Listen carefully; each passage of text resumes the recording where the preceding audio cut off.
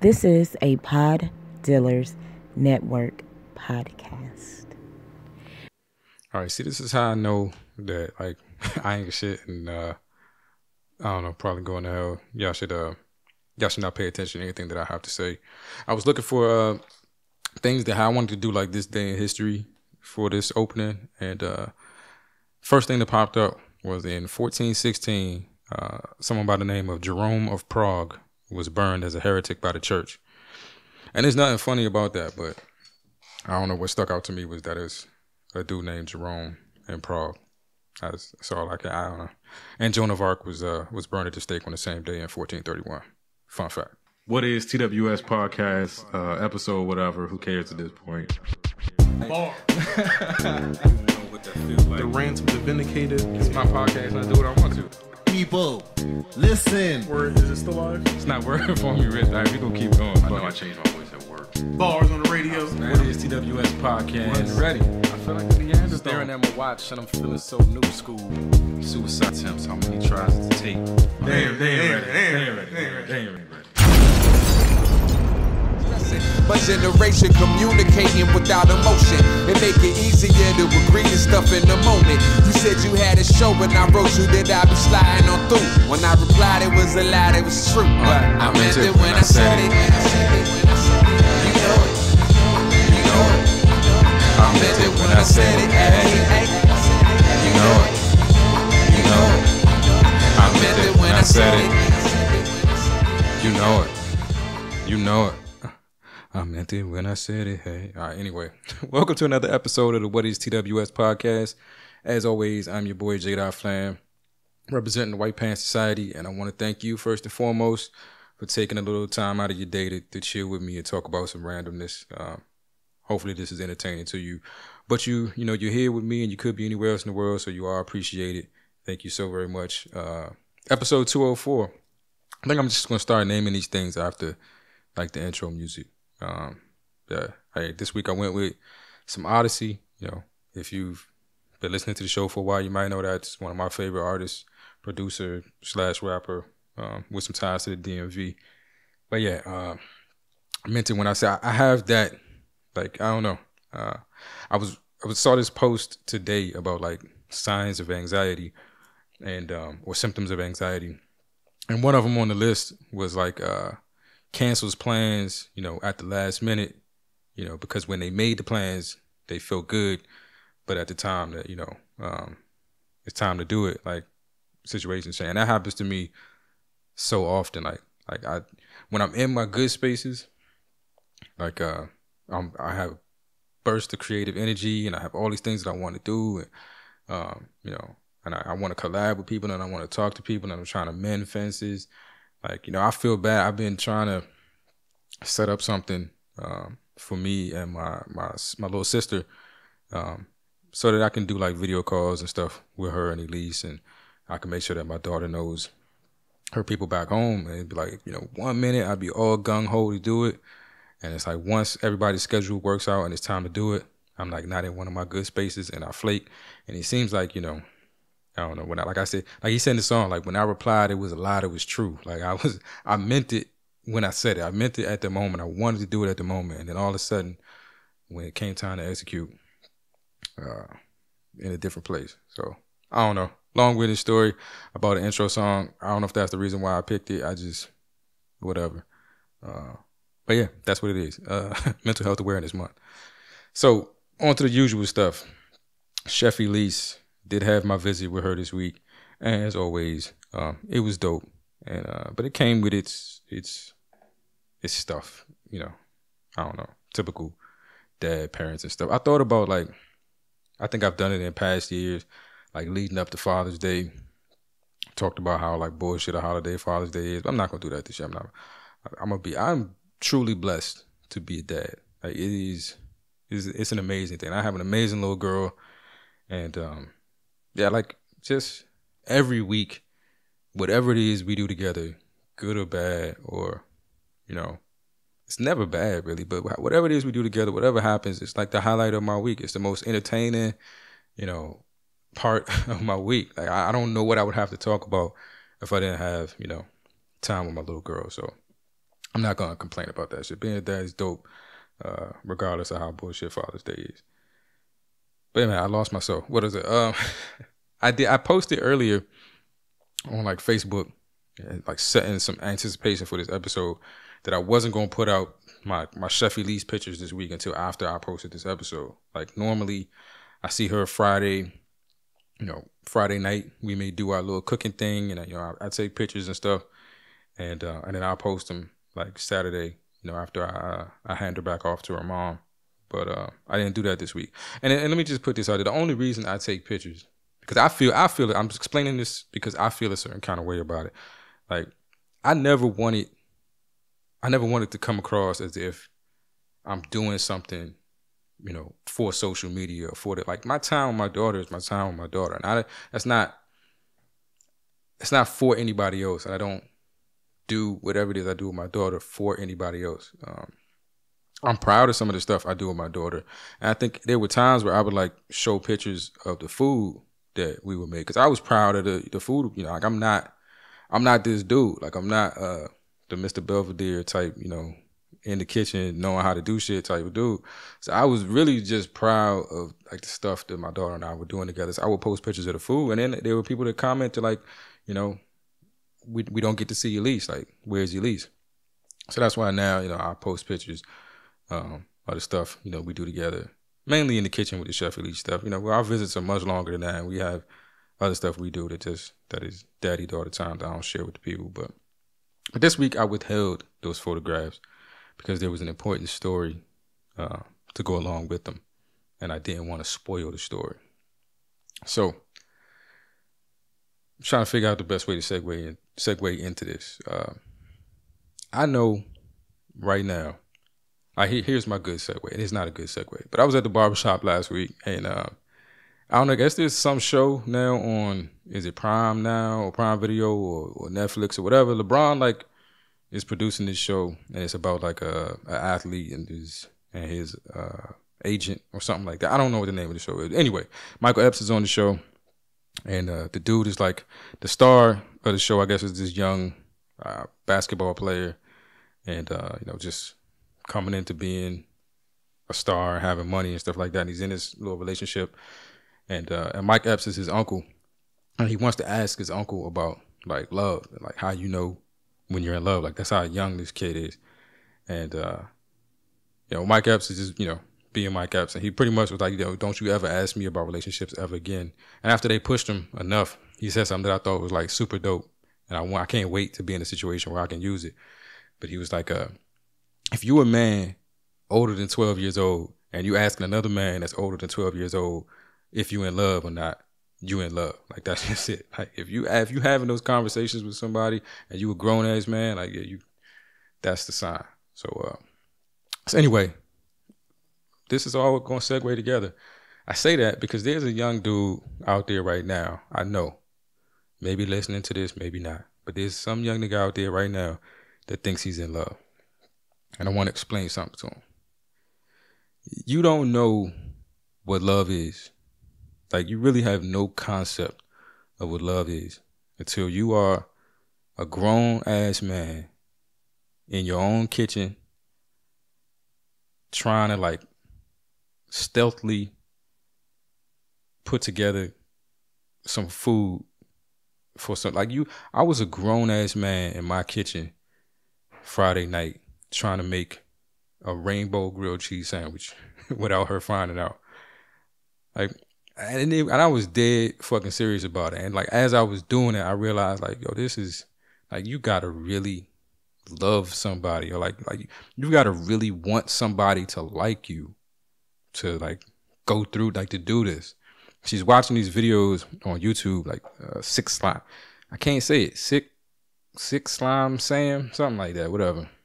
And they was making like rainbow food, and I had been asking her all night like what she wanted to eat, and they started making rainbow food, and she was like asking me if I had food coloring and stuff like that, and she just seemed to really want this rainbow grilled cheese sandwich, and I realized I had some cheese down there, and I did have some food coloring, so I dipped off and tried to make this sandwich, and I'm standing there, I'm dying shredded cheese in several bowls, and like halfway through, like I got 3 colors done, and this is how you know you're in love. Like I got 3 colors of cheese done. I'm a grown ass man dyeing cheese, rainbow colors, in for this little girl, and I'm like 3 colors in, and I'm getting ready to put the sandwich together, and I was like, nah, dude, you could do 4. So I found me another bowl and I got another color, and like I had 4 colors of cheese, and I meticulously laid out the cheese on the bread. I used words like meticulously in my head while I was doing it, and I got this grilled cheese sandwich together, and like I burned the butter the first time around. Like I put butter in the pan and I burned it, and then like I if it was a sandwich for me, I just would have ran with it, like whatever. But nah, I was like, this had to be perfect for my little girl, so I had to clean the pan out, start over. Wasn't gonna mess up this sandwich. I had worked too hard on this sandwich, and so I made the sandwich. I'm gonna put the pictures up. It was a rainbow grilled cheese sandwich. Pro tip: don't use gel food coloring when you're trying to do something like this, because while it looked interesting and rainbow, it tasted like shit, because it was just like I don't know how you supposed to. I use the same food coloring to do rainbow pasta, but I guess you rinse the stuff off after it sits for a while, and maybe that was just I don't know how you rinse shredded cheese. These are the conversations that if you haven't had conversations like this with yourself about something for someone, then whatever you think is love is not love. Like I am almost 40 years old, and I spent Friday night trying to make it, and I have spent like the 24 plus hours since trying to figure out where I went wrong and how I could do it differently again. Like I am obsessed with making a rainbow grilled cheese sandwich for a little girl. And it's like she took one bite of it and like, nah. And I wasn't even hurt. It was just like, I gotta try again. I gotta make my little girl happy. And that's my Chef Elise story for this week. Like I tried to make her a rainbow grilled cheese sandwich. And it didn't work out. But I'm going to get it right, because I got to. For my baby. The other thing that she does, and this is gross, I'm going to share this with you, but this is just life as a parent, I guess. And hopefully there's somebody else out there that's experienced this and could tell me, like, my daughter's not weird, or it's nothing to be alarmed by. Like, she doesn't like loud noises. Like, she really has a problem with loud noises. If a door slams or something like that, like, it unnerves her. And, doctor, in my mind, like, just, because I'm an overthinker, and I'm always going to go to, like, the not so positive thing. I'm trying not to say, like, autism is negative, but, like, that's in my mind, like, her aversion to loud noise, like, how much loud noises upset her, like, just makes me think, like, on the spectrum, like, autism. But she really has a thing with loud noises, so she doesn't like flushing the toilet. So when she's here, like every time she goes to the bathroom, like I'm used to you having to tell a little kid to wash their hands, but I have to tell her to flush the toilet and wash her hands. Like I always have to, impress upon her, flush the toilet. And so, there are times where I'm not with her, like she's in her room by herself, or she's wherever she is by herself, or I send her to the bathroom by herself, because she's a big girl now.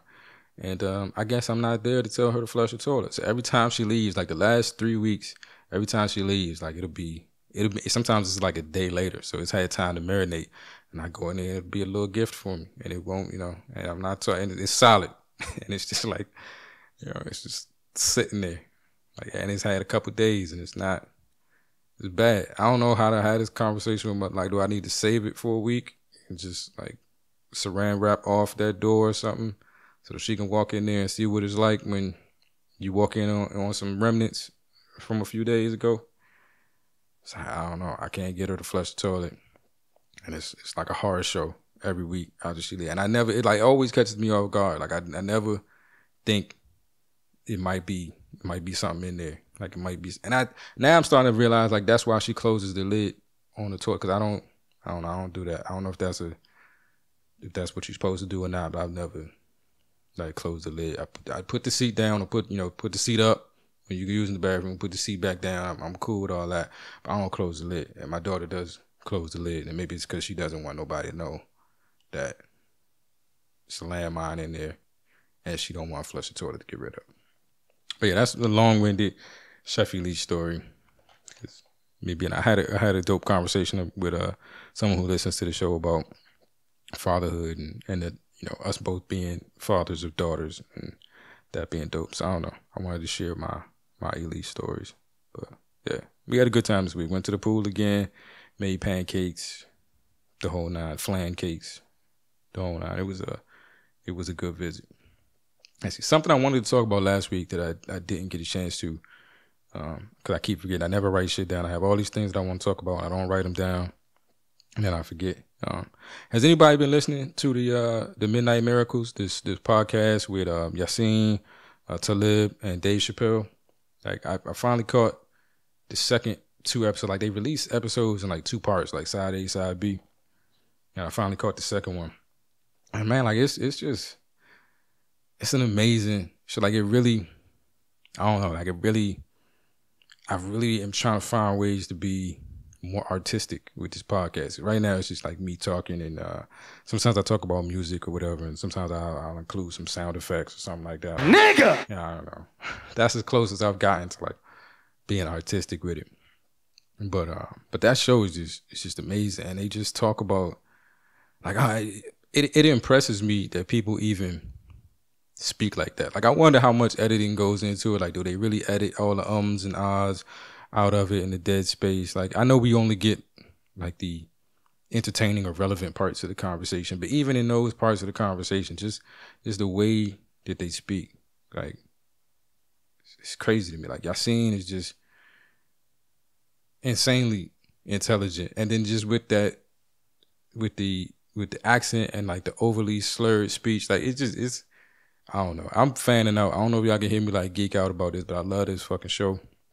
And they talked a lot about mental health. Like one of the first episodes, Dave asked the question, like, how do you inspire somebody to live? Like, how do you motivate somebody that has reached a point where they don't want to exist anymore to continue to exist? I was like, shit. Like, this is right around the time I was doing the episode where I talked about, you know, like what happened after my incident. And it was dope. Like Yassine shared a story about, you know, his interaction with Amy Winehouse right before, you know, that situation took place. And it was crazy. Like he really does steal the show. And then Dave said something that I thought was really dope. And I'm gonna try to use that. So I told you I steal from places. If I find something that I like, I'm gonna take it. But he was talking to, as if he was talking to an audience of people who are questioning whether or not they want to stick around. He was like, you know, I can tell you why. I can tell you what the meaning of life is. I can tell you what the reason. I can tell you a reason that you have to stick around. And I'll tell you next time we speak. Just find a way to hang on until then.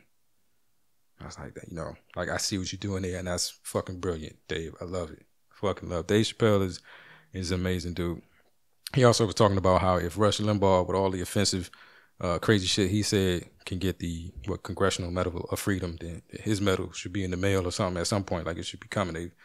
They said exactly equivalent offensive shit, and at least Dave's stuff for the most part is for a better reason. But it's a dope show. I also noticed that in the credits for the show, like Yassine's name is not capitalized, and I've seen it's so consistent in everything that they put out for the show that it has to be, you know, purposeful.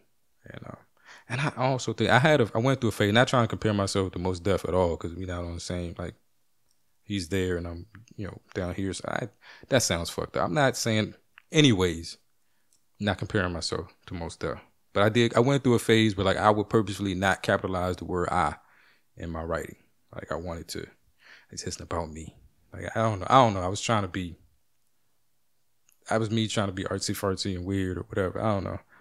Occasionally I do. Right now I realize I omit the word I, and I don't know why, really. Like I'll write a sentence and realize that sentence really isn't grammatically correct without the I. Like I'm assuming that you just know I mean I, but if I don't put the I in there, that's really not a sentence. And I go back and like add eyes to my sentences at the end. But yeah, like that. I don't know. He just seems like a very selfless dude, super interesting, very intelligent. He gave me the phrase polemic Olympics, which I've been trying to find a way to describe like where we at right now, and I had to look up polemic, but I guess it's like saying things that are incredibly controversial, and it's like that's what that's what I feel like the world is right now. Like we just in this race to say who can say the craziest thing to get the biggest reaction, because it doesn't matter whether the reaction is positive or negative. We're gonna share it, like it, or not like it, and talk shit about it, but we're gonna spread the crazy. And I am definitely not on a high horse with that. I'm not on a soapbox with that, because I find myself like spreading the crazy a lot, because I like to ask questions about shit, like why is this is a thing? Like I'm gonna spread the crazy right now, and hopefully I don't offend my good friend. But I had another podcast that I listened to did a show about, I don't know, is it sologamy, sologamy? I don't know, whatever. It's marrying yourself, pretty much. I guess this is a thing, and here's my problem with the thing, like. It's because it's the spreading of the crazy. Like if you are an individual and you feel that kind of way, like you feel that people get celebrated for getting married, then you should be able to be celebrated for being single. But in order to do so, you're gonna technically make yourself not single by marrying yourself. Whatever. If that's what you want to do, that's great. But it's like now the concept has gotten out there. And now there are places that will like do packages for you to marry yourself. And I'm not knocking. I'm just, if you give crazy an inch, it is going to take a mile every time without question. Like I think I responded, and this was Drea's point of view. So please check out that show and see, the whole conversation about, it sounds like salami to me. Sologamy, is that what it is? I don't know. The whole conversation about that. But I think I responded to her like, I'm curious to find out what happens when somebody wants to divorce themselves. Like, how does that whole situation work? How's that going to play out? I would like to go to I ain't going to no marrying yourself ceremony, but I'll definitely attend a divorcing yourself court hearing. Like that seems entertaining to me. I'd be interested in to find out how that whole situation plays out. And I think she responded like, you're not, it's just a ceremony that's not legally binding. They can't really divorce themselves because they're not really legally married to anything to divorce themselves from. And that's true. But when you give crazy an inch, it's going to take miles. So if you allow people to marry themselves and you make it a thing, even if it's not a legal thing, if it's just a thing that we start recognizing as a thing, it's only a matter of time. It's only a matter of time before somebody tries to divorce themselves.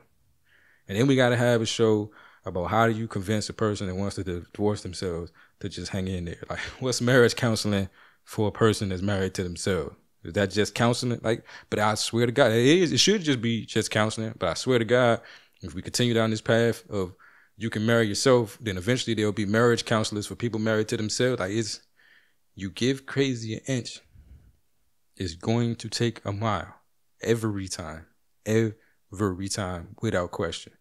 And we have created a situation where like every type of crazy now has a platform to spread their crazy to the rest of the world. And that I'm gonna get in trouble because I've called these people crazy several times. And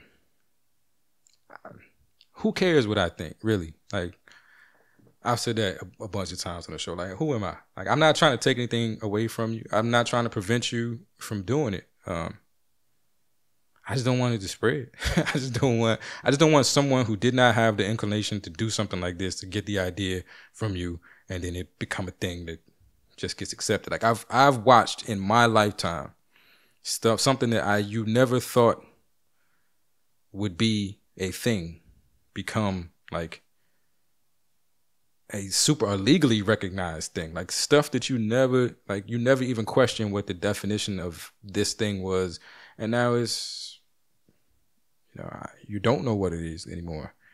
And so I've watched stuff that you thought was like not gonna turn into something, turn into like everything, and now it's like it is a thing. It's a thing. I don't know.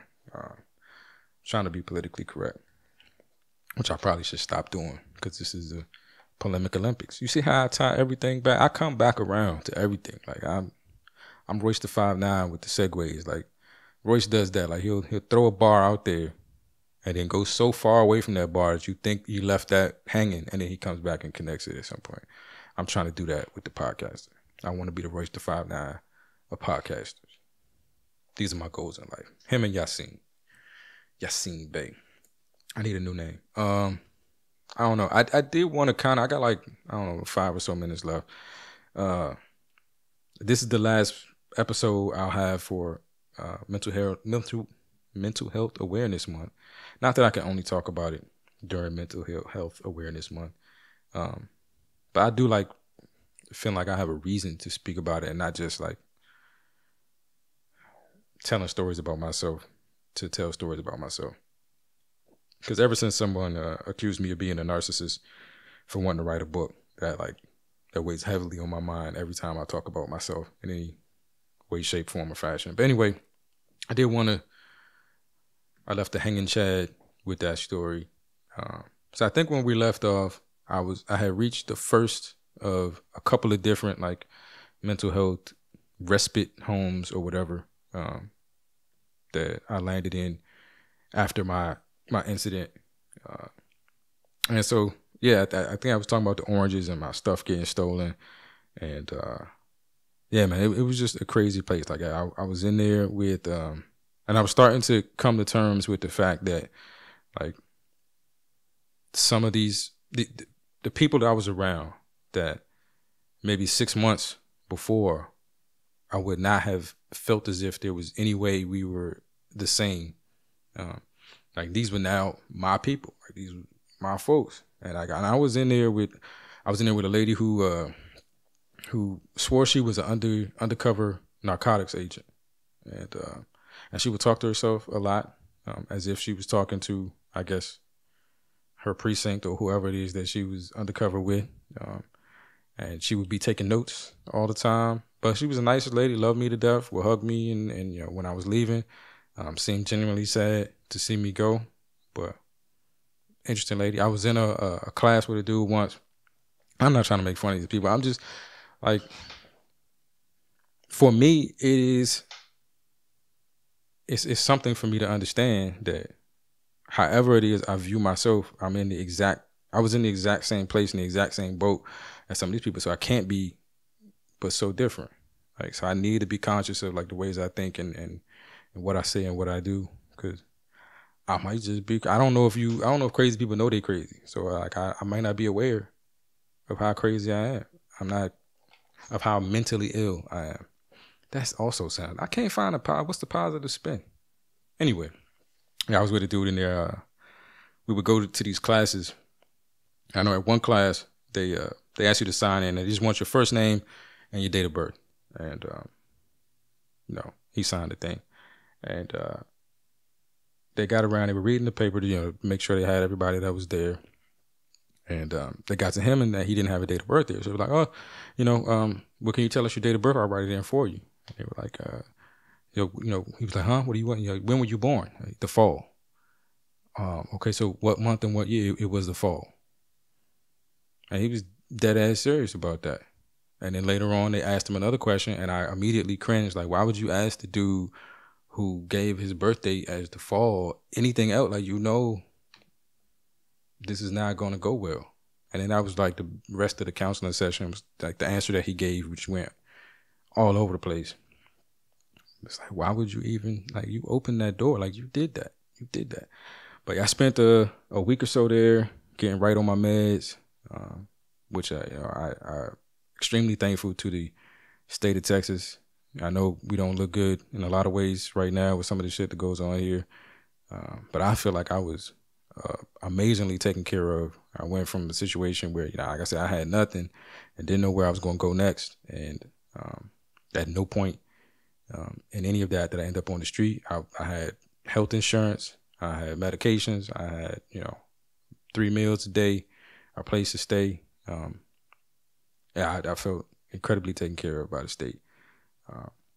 As I went to I graduated, so to speak, from one place to another, and had a little bit more freedoms there. I was able to get out more, and I would just go for walks and go to meetings, and I was frequenting a Vietnamese restaurant that was around the corner, and I stayed there. And so while I was there, I was able to get funding. This is another one of those things where I just showed up to a place at like 7 o'clock in the morning, talked to a person for maybe 10 or 15 minutes. I think all they was waiting to hear me say was homeless. And as soon as I said that, it's like, all right, you got funded. So they basically let me know I was approved for state funding for some sort of rehab facility. And they just gave me a bunch of numbers to call. I had to call around and find my own bed, but all I had to tell these people was that I was, I had state funding, and they would take it from there. And that's exactly, what I had to do. I went back to my new home and started calling places,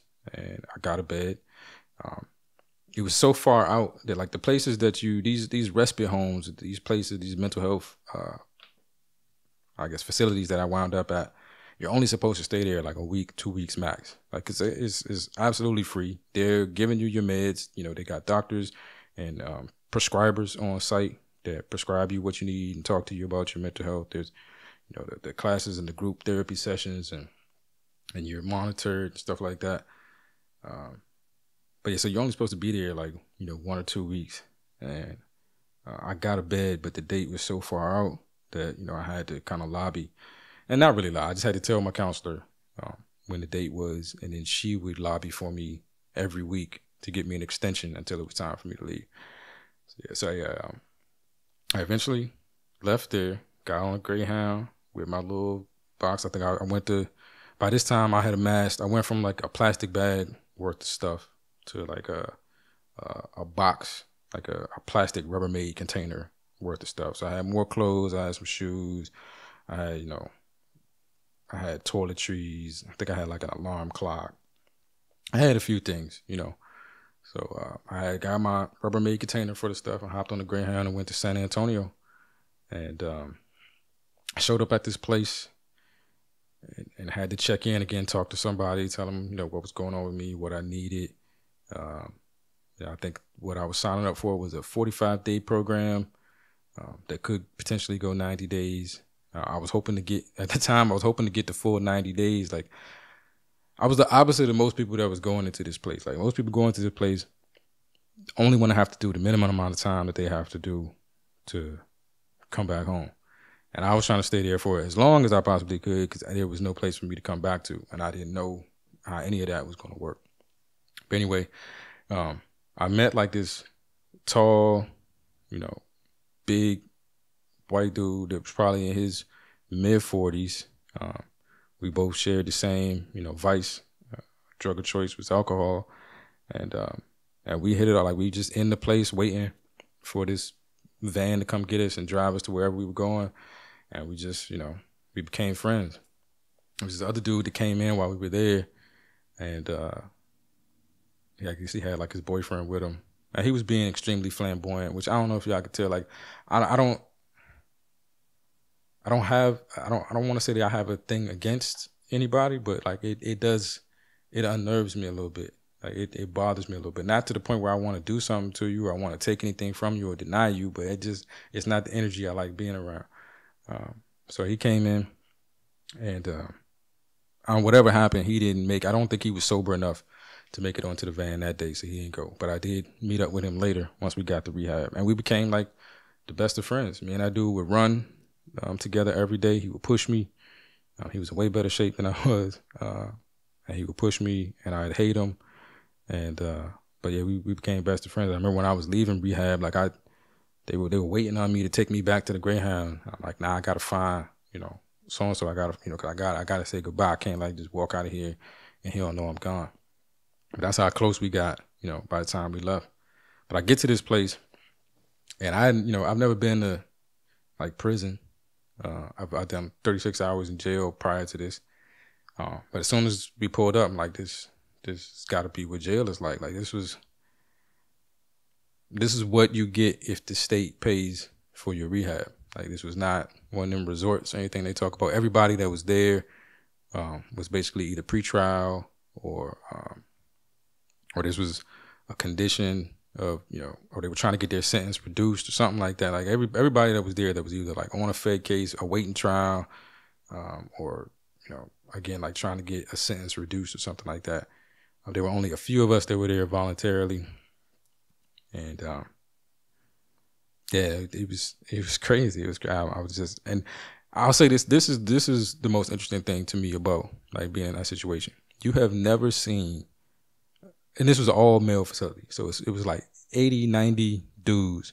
Like I said, most of them, federal cases, waiting trial for something. Like, these are not your average dudes. And like the stories that they would tell, like I would literally sit and tell some of these dudes, like, dude, I've only heard about you in movies. Like, I didn't know that you was real. Like, I didn't know that there were people who actually like lived through some of this stuff. Like, they would tell you the stories of when they got apprehended and like kilos in the trunk, and man, it would just be and these would be these 90 guys with the 90 most polite and courteous gentlemen you've ever met in your life. It was as if we all understood that any sort of confrontation in here could escalate to a level that none of us wants it to escalate to.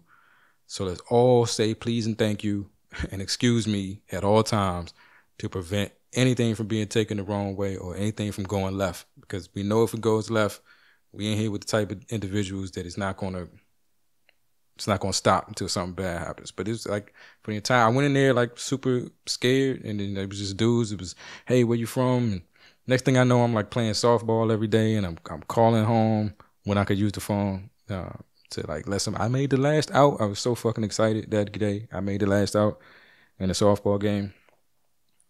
But yeah, it really got to the point where like that was home. And 45 days, with no internet. I think we had limited TV time. We pretty much watched the playoffs, NBA playoffs. And for some reason, this is another thing I don't get about like jail and incarceration. And like when you watch it on TV, they make it sound like the one thing you don't talk about is why you there. Every time I've been in a situation with people that are incarcerated and we in like a confined situation, that is all they want to talk about is how they got there, why they there, that kind of thing. Secondly, for some reason, when it wasn't like basketball, these dudes love to watch Cops and like, was it like the live PD or whatever? Like that's what they love. I don't know if they was like scoping out strategies or tactics. Like that's wrong. These guys are trying to do something different with their life. It just seemed extremely. I don't like to watch Cops. Why all these dudes that have been arrested and are dealing with like law enforcement issues watching Cops? They loved it. The only thing about the place that bothered me was my daughter coming to visit. Because again, I'm in this facility, and the majority of these, of the people that I'm in the facility with, like I said, are facing charges. And so we had like a gun line. We had a line that you were not allowed to cross. Now, I don't believe there were any guns on the site. I don't think you were going to get shot if you passed the gun line. But it's like if you passed the gun line, you were leaving the program, and then that was going to be reported to whoever was reporting on you. But they called it a gun line, and like visitation was between certain hours, and you weren't allowed, and you couldn't touch people and stuff like that. And so my daughter would come to visit. And I remember one time she came maybe 2 or 3 times while I was there. And one time she came, and I could see her. I was outside when they pulled up, and they got there a little early, and I could see her. They got out the car and they were standing, waiting for the time for visitation to start.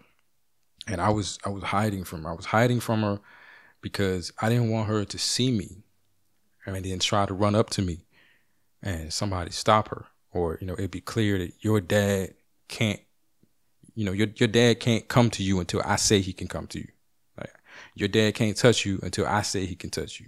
You can't come over here until I say, like, I didn't want her to see that. And that's probably the most difficult. And then it was, you know, one time when visitation is over, it's over and they got to go. And, you know, yeah, she really was hurt by that and cried and put on quite a show. And I'm trying to, like, you know, I couldn't, because you can't go to cars. You can't, you know, go to the person that is visiting you. You can't touch their car or go to their car because you can't be grabbing anything or bringing something in or something like that.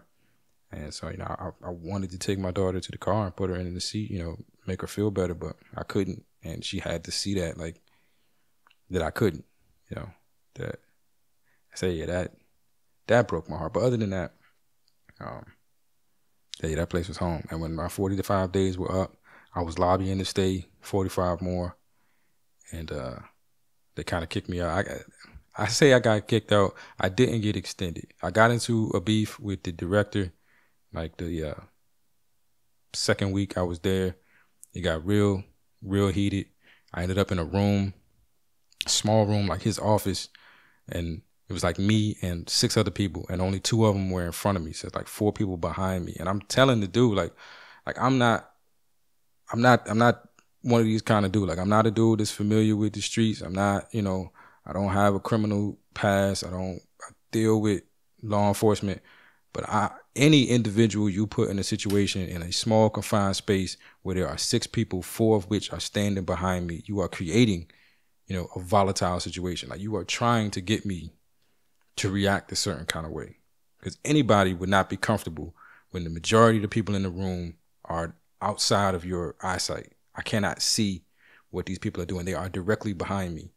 And we not in here to celebrate my birthday. Like, we in here, you know, on some disciplinary shit. And you got these people behind me. I don't like that. That's not comfortable. And I feel like you're trying to make me uncomfortable on purpose. So yeah, after that whole incident, when it came time for me to get extended for another 45 days, they waited to like the very last moment. It was like, nah. We would have this graduation ceremony. And you normally knew that you would graduate. Graduation was on Thursdays. You knew that you were graduating. So, you know, you'd be off in a room because they walk you into the little auditorium. You go sit on the stage, and people, you get introduced one by one, and you tell your little story. Like, it's a whole thing. And so you know it's getting ready to go down. So if you graduating, you know, you're not in the room. You off with the other graduates. And I'm sitting front row, like, because I ain't supposed to be graduating. I'm getting extended another 45 days. And it's like right before the dudes came to do their little procession, their little walkthrough, somebody tapped me on the shoulder and was like, nah, you with them. You graduated. That you want to go today? Offer me the chance to change clothes so I could have, you know, because people dress up for that shit. Like, it was crazy. But I did my 45 days. I got kicked out. That's the way I'm gonna tell it. Hopped on a Greyhound again, coming home. Didn't know what I was coming home to. My wife had reached out to some sober living places, and I had an interview that night. So I got off a Greyhound bus at maybe like 6 o'clock. I think my interview may have been at 7:30. And I remember I was, you know, pulling up. She picked me up from the Greyhound. She drove me to the place, and I remember sitting outside of that house, like just bawling my eyes out, like, because nobody seemed to be as scared as I was, like, and nobody was even acting like I should be scared, or like there was something to, like, I don't know. If I could impress upon that, if you're dealing with somebody that's in a mental health crisis or having mental health issues, sometimes just the reassurance that however they feel is okay. I think a lot of times people talk to us like because they don't want you to feel that way. They don't want you to be scared. They don't want you to be depressed.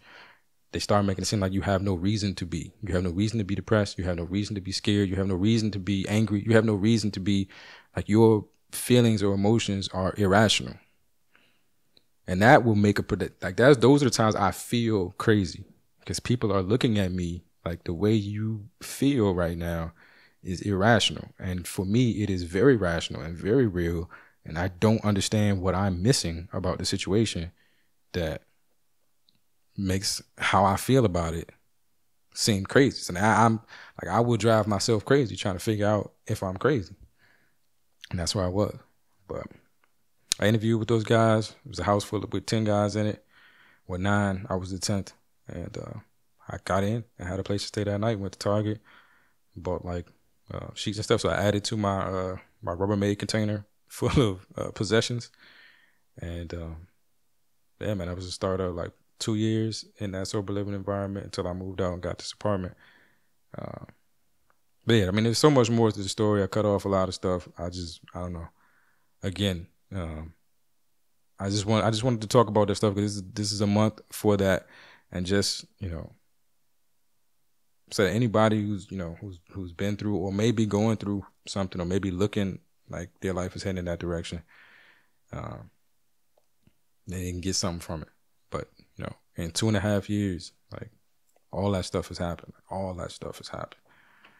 Like, I moved into that house, and like I said, in February, I was information systems engineer for Whole Foods.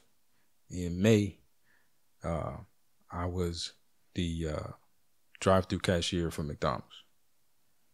And I loved that job. I enjoyed that job. I think I was on Just Say Words talking about like drive-through etiquette and how fucked up you people are in terms of coming through drive-through.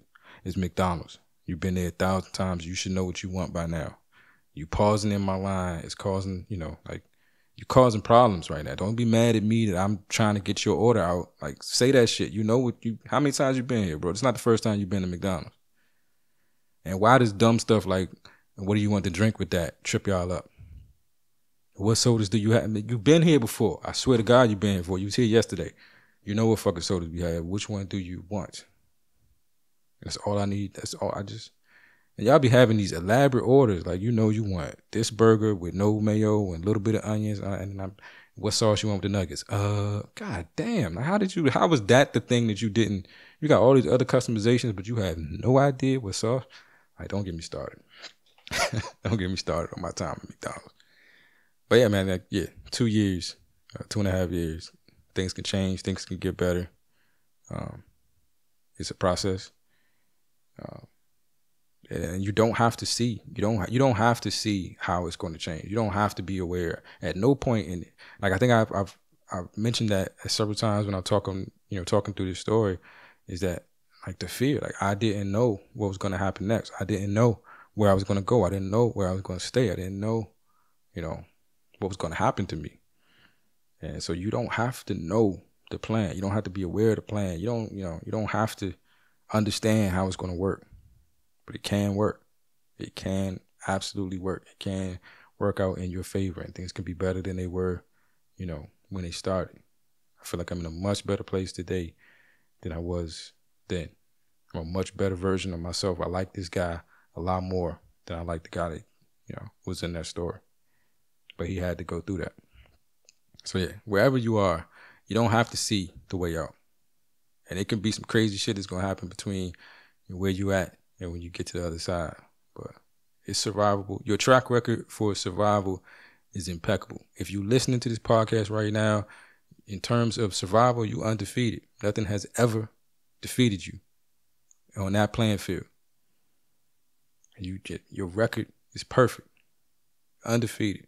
Hold on to that. Remember that when the crazy shit, man. This pandemic should have taught us all a lot. I think there was several situations in this pandemic for all of us that we didn't know how we was going to do a certain thing, or we didn't know how we was going to adjust to a certain thing. We still here. We still standing. We still strong on my Antoine Fisher shit. But that's it. That's my last mental health awareness month discussion. I just wanted to, I don't know. It's good for me. Because I got to remember this stuff. I got to remember what it was like so I can appreciate what it's like now. And I can appreciate it enough to not make mistakes that might send me back down those paths. But yeah, so this was good for me. This is always for me. This is all selfish. If y'all get something from it, dope. If you don't, it wasn't for you anyway. Anyway, that sounds worse than it I intended. Calls to action. Let's move on to some funnier shit. Zaya Fitness, he can get you right. I say I'm gonna remove him from my Instagram. I got to, because it's too many shirtless pictures right now, and I don't want to be like just be scrolling through my Instagram and like all these shirtless pictures be coming up and somebody be sitting beside me wondering what's going on. But other than that, so if you want shirtless pictures, lady, Zaya Fitness, Zayah Fitness on Instagram, hit him up. He can get you right in terms of, not ladies, anybody can hit him up. He can get you right in terms of your fitness and your nutrition. I think I'm gonna try to. I keep saying I'm gonna use him as my coach. I just don't want to do it. Like I want to be healthier. I just don't want to do what it takes to be healthier. But I'm going to eventually. I told my psychiatrist I'm not gonna have another appointment with my psychiatrist without being able to say I was at the gym. So it's gonna happen. Zaya Fitness, hit them up. If you're looking for ways to be impactful, if you're looking for ways to help, if you're looking for ways to be involved in people that may be going through some of these struggles or just need a little help, a little push to help get them out of some of these ruts, ttcharities.org. Please hit up the website. They always got some, dope program going on. Donate what you can, time, money, books, clothes, whatever. A like, a retweet, a repost. It all helps. So yeah, ttcharities.org. Please check them out. Be your brother's keeper. Find ways to be impactful. And then as always, I got the merch. WhatIsTWS.com. Store is still there. I still got shirts, all kinds of shirts. If I say it more than twice, I'm probably going to put it on the shirts. So new shirts is coming out like every week. But coupon code algorithm, ALGORITHM, will get you 20% off your entire order. Hit up the store, get what you want. Support the Chef Elise Goes to Disney World Fund or whatever. Or just be dope, whatever you want to do. I think I chose this. I'm going to get to the outro music. I chose this one because last week I talked about like the lovey-dovey songs that I was listening to. By the way, it's been 175 days and still no word from Rhapsody. I ain't better though. But I talked about all like the lovey-dovey, love songs, the R&B dancing ass, sexy flexy ass music that I was listening to, and whether or not like women still found any of that shit like do those lines actually work. This was a song I used to like, but now I do. Like I see this one as kind of like the novel stuff, the whole like, if love ain't easy, we can do this the hard way. That's a dope. That's a bar to me. This shit I used to like, but now it's corny as fuck to me. And no diss to I don't even gonna say his name because I'm trying to say it's corny. Y'all let me know if you think it's corny too. But until we speak again, be safe, be the light, be easy, and I love y'all. I ain't got no worry, no worry, no. Got the best girl in the world, so I ain't gotta worry, no worry, no worry, no. Ain't gotta worry, no. I got no worry, no. Everybody want a bad girl with a good one's at. Everybody want a bad girl with a good one's at. Everybody want a bad girl.